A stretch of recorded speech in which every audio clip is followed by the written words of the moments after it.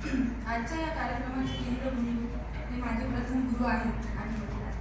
त्यांच्याविषयी बोलायचं झालं तर मी म्हणेन, परक्यांनाही आपलंसं करतील असे काही शब्द असतात आणि शब्दांनाही गोड पडावं अशी काही माणसं असतात आणि खरंच आपलं भाग्य असतं की ती माणसं आपली असतात.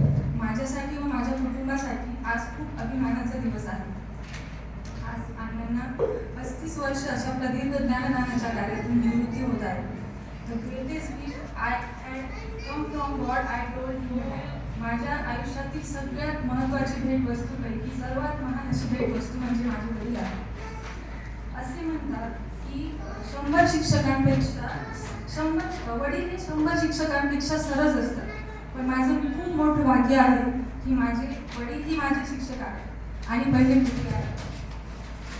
अण्णांचा प्रवास सांगायचा म्हटला तर अण्णांचा जन्म 1966 साली देवळा येथे झाला. अण्णांचे आई वडील, 4 काका, भावंड असा मोठा परिवार होता.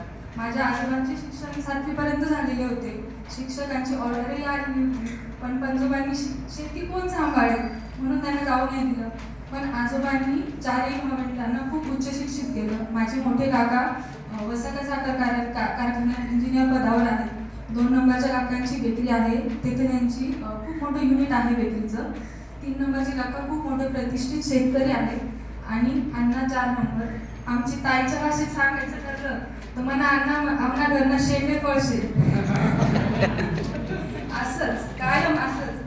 त्यांचं 1ली ते 11वीचं शिक्षण देवळा येथेच झालं. 12वी ते BSc